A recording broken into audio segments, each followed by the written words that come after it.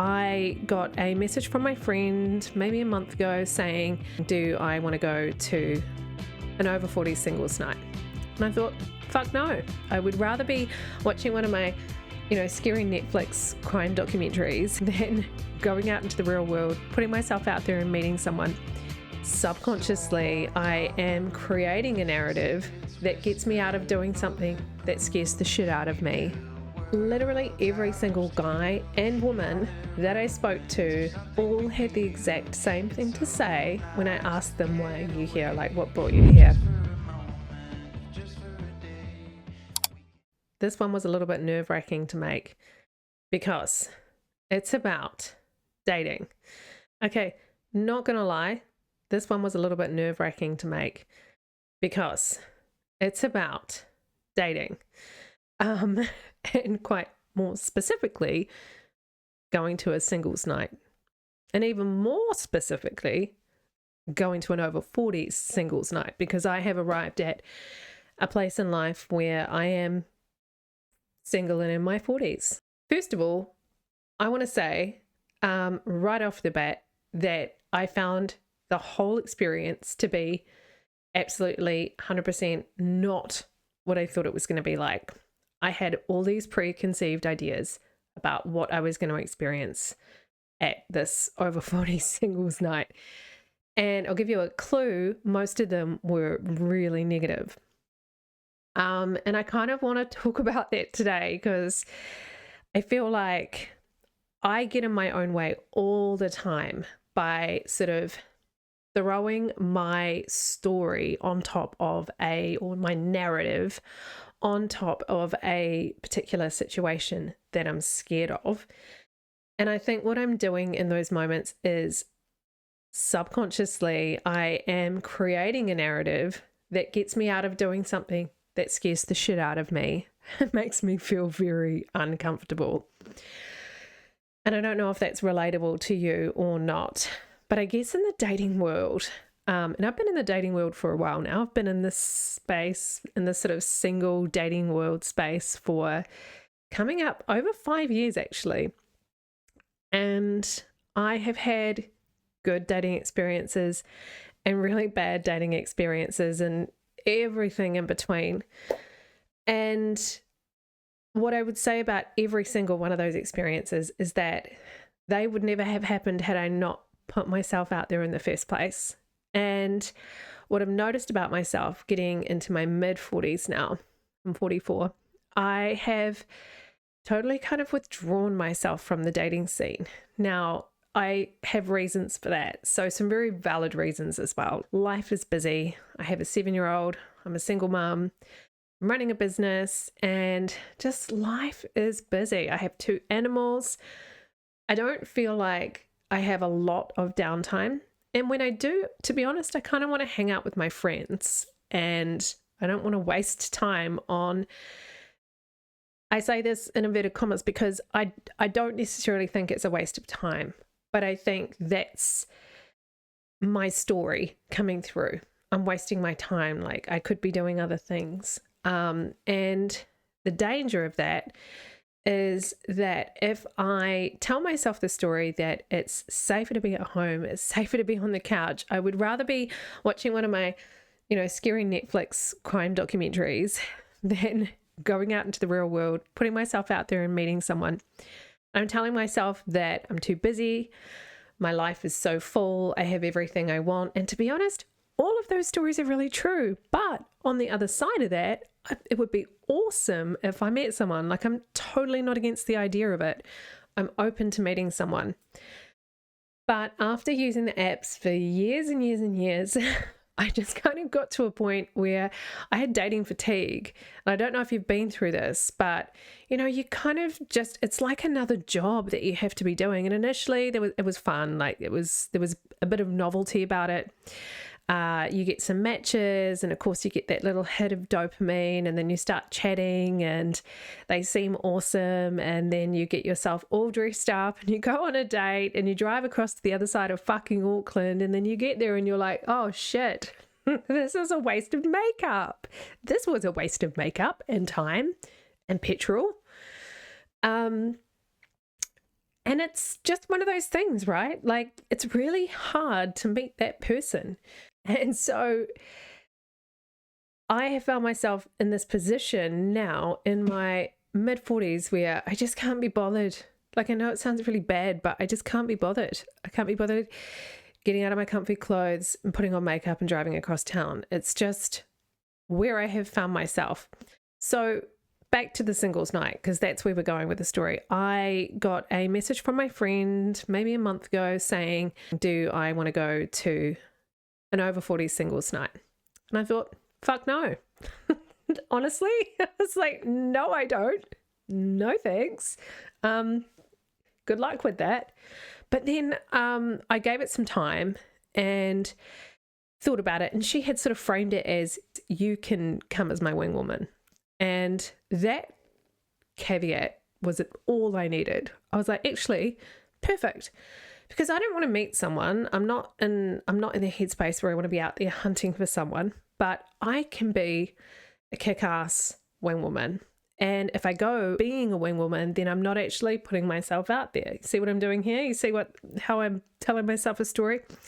So I told myself this story that I was going along as wing woman.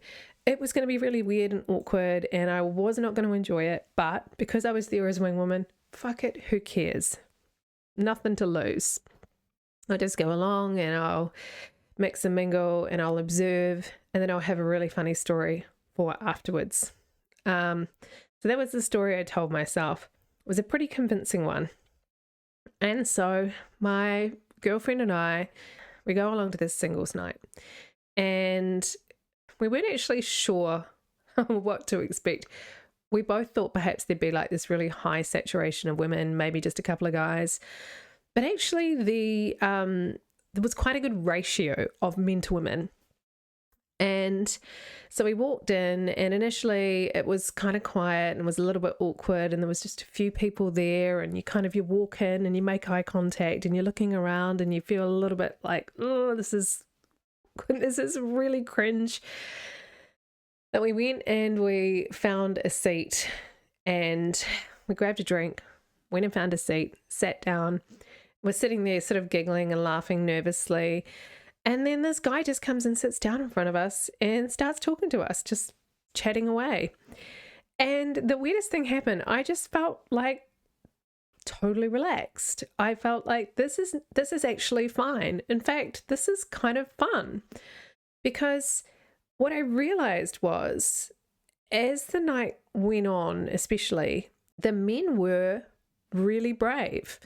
They were doing most of the hunting and most of the chasing, and they would find themselves seated at tables with women, because the women, by the way, came in pairs. Like, that was that was the other thing. The women came in pairs, and I feel like it's a safety in numbers thing. Like, we're not so good at putting ourselves out there solo. Like, I know there's no way that I would have gone to that thing by myself. And so what I noticed was, that the women were there in pairs or groups, and the men, like quite a few of the men, came alone, like came solo. Hats off to them, man, because that is scary. Like, it's a scary thing to do. It's a really brave thing to do, to put yourself out there and to go alone. So I was actually quite impressed by that. But what I noticed was it was set up in such a way that I guess everyone knows everyone's status, right? Because it's a singles night. And I don't know why this should occur to me to be such a strange thing or like such a light bulb moment. But, you know, when you normally go to a bar and it's just like a normal night, everyone that's there, you know, you might get some people that are single and some people that are there that are in relationships, but nobody knows each other's relationship status. So I think as a result, guys might see girls and they might see women and they might feel like, oh, I kind of like the look of her, but there's no way I'm going to approach her because she's probably got a boyfriend. And then women are usually just engrossed in our own world. Like, I don't know about you, but when I go to bars with my friends these days, we just sit and we chat and we have a great time, and we don't put ourselves out there or go up and start chatting away to men. That's not why we're there. We're there to catch up with each other. But in this situation, in this very unique environment where you've got a room full of single people, it takes away the guesswork. So everyone's single. And what I noticed was that the guys would just rock up and start chatting to women. And I was trying to think about like why they were being so brave. Like, how did they have this courage to do that? And what I came up with, and this is what occurred to me, is that the room is full of single women. So if this woman here that I'm talking to is not interested in me, there's a whole room full of single women. So I can find another one to chat to. And maybe like it's a numbers game and eventually one of them likes me. So I do think in some ways it's a good thing because there's no ambiguity. There's no one pretending to be single that's not. And there's no one like hiding. So that part of the equation is on the table, clear for all to see. And therefore it breaks down the confusion and it sort of levels the playing field. So my friend and I ended up just staying pretty much glued to the wall the whole night. I'm not going to lie. I did not feel brave enough to get up and mingle and walk the room, but I was quite happy to sit there and I had a few conversations and, you know, it was just, I think if anything, it was really great practice to have an authentic conversation with another human of the opposite sex where you are just being yourself and getting to know them. It was a really good opportunity for me to practice being in alignment with me and showing up as the real authentic me. And I think what kind of helped me as well was this idea that I'm not hunting, I'm not looking for someone. You know, if I met someone that would be amazing, but that's not the agenda, that's not the goal in my life at the moment. So I could just sort of relax and just really just be myself. And I don't know if I've ever really been able to do that in a dating situation in the past. I think maybe, you know, you have your nerves and you want to put on your best front and you want to come across as someone that's appealing and attractive. And when you strip away like this presentable persona that you put on when you go dating, and you can just be your authentic self, like the same me that would be chatting to one of my friends, what I noticed was I was just able to connect more easily with people. It just felt like I was enjoying myself, felt like I was able to be silly and able to be a little bit funny and, you know, let a few F-bombs slide because let's be honest, she likes to swear. And I just found that I was way more me. I felt way more comfortable than I've ever felt in any dating scenario in my life. And I, regardless of whether I was attracted to the person or not, I genuinely enjoyed connecting and getting to know people. So that was a pleasant surprise for me. And then the other thing that I want to talk about that I learned on this night out was that literally every single guy and woman that I spoke to at this singles night all had the exact same thing to say when I asked them, why are you here? Like, what brought you here? They all said, I am sick of the dating apps. I'm sick of it. It's exhausting. It's frustrating. It's hard to meet someone. It feels like everyone's sort of playing games on there. People ghost you.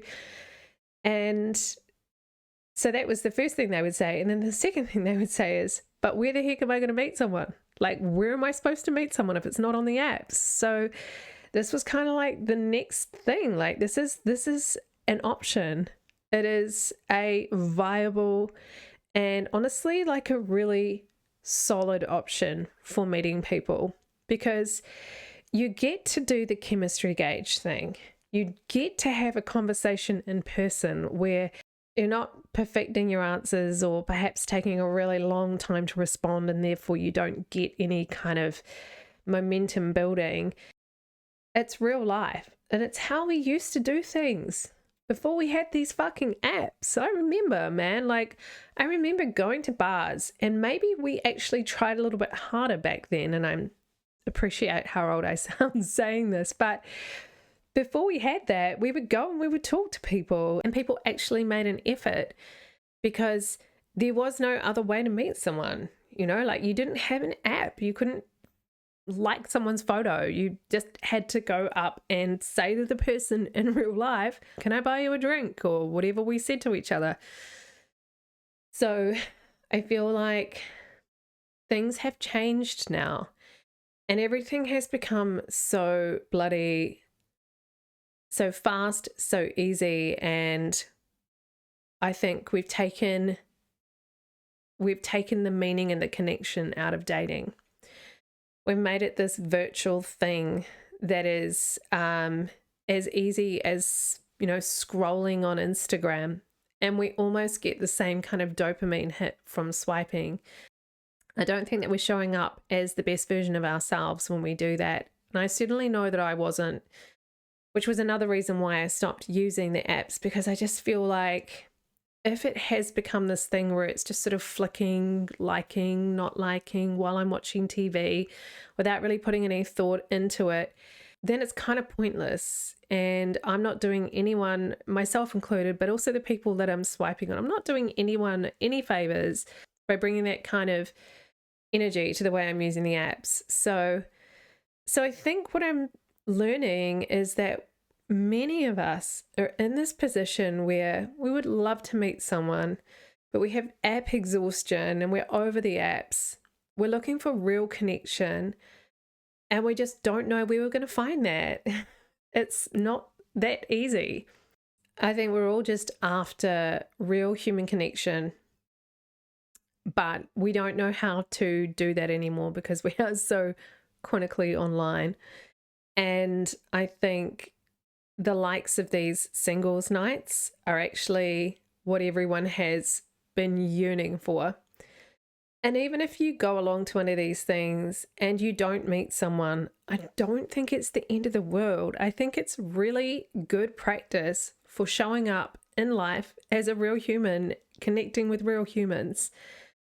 Because if you hide away and if you do what I did, which is to tell yourself the story that the couch is just far more comfortable and I don't need to meet someone and life is really good and yeah, that'd be nice. But if you start telling yourself that story, then you're robbing yourself of the potential to meet someone amazing. And who's to say that you're not going to meet someone amazing? So you're probably wondering, how did I get on? Well, I had some good conversations and I had some weird conversations as well. And I did end up making one connection, which was surprising because, as we know, I was 100% not thinking that that would happen.